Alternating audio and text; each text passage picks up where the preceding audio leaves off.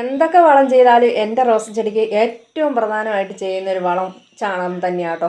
അത് ചാണകപ്പൊടിയായിട്ട് ഇട്ട് കൊടുക്കും, ചാണക വെള്ളമായിട്ട് ഒഴിച്ചു കൊടുക്കും. കാരണം വേറൊന്നുമല്ല, നമുക്കത് ഇഷ്ടം പോലെ കിട്ടാനുണ്ട്. അതുമാത്രമല്ല, ചാണകവെള്ളം ഒരു പരിധി വരെ നമ്മുടെ ചെടികൾക്ക് പ്രതിരോധശേഷി കിട്ടുമെന്ന് പറയുന്നത്.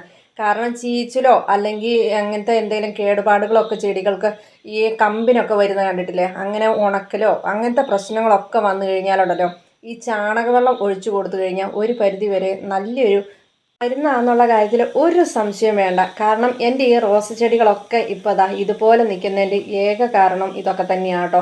പിന്നെ മറ്റു വളങ്ങൾ ചേർക്കുന്നില്ലെന്ന് ചോദിച്ചിട്ടുണ്ടെങ്കിൽ ഞാൻ മാറിയും തിരിഞ്ഞും വേറെ വളങ്ങളൊക്കെ ചേർക്കാറുണ്ട്. പക്ഷേ അതിനൊപ്പം തന്നെ ഇത് എന്തായാലും അത് മഴക്കാലമെന്നോ വേനൽക്കാലമെന്നോ ഒന്നുമില്ല. പിന്നെ പെരും മഴയത്താണെങ്കിൽ നമുക്ക് ചാണകം ഒന്ന് അധികം ചേർത്ത് കൊടുക്കാതിരിക്കുന്നതല്ല. അത് മാത്രമല്ല, ചുവടോട് ചേർത്ത് ഇട്ട് കൊടുക്കരുത്. ചുവട് ചേർത്ത് ഇട്ട് കഴിയുമ്പം ഈ തണ്ടയിലേക്ക് ഇങ്ങനെ ഒട്ടിയിരുന്ന് കഴിയുമ്പോൾ എന്തെങ്കിലും കേടുപാടുകൾ വരുമോ എന്ന് പറയാൻ പറ്റില്ല.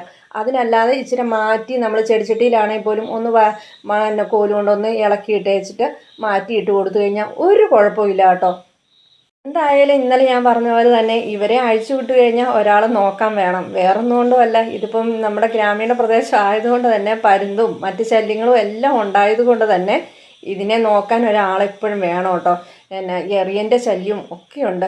അതുകൊണ്ട് തന്നെയാണ് എപ്പോഴും ഞാനൊരാൾ ഇങ്ങനെ ഇല്ലെങ്കിൽ വേറെ ആൾക്കാർ ആരെങ്കിലും ഒരെന്നുള്ളത് ഇപ്പോഴും നിൽക്കുന്നത്.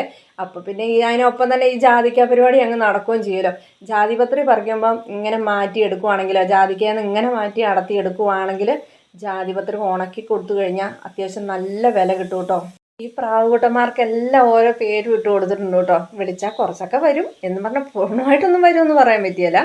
എന്നാലും കുറേയൊക്കെ ഒരു ഇണക്കമുണ്ട് കേട്ടോ. ഇപ്പോൾ ഇവളുമായിട്ടാണേലും ഭയങ്കര കൂട്ടാണ്. ഇവള് നമ്മൾ പ്രാവിനെ അങ്ങ് അഴിച്ചു വിട്ട് കഴിഞ്ഞാൽ അന്നേരെ അവളും അവിടെ എത്തും.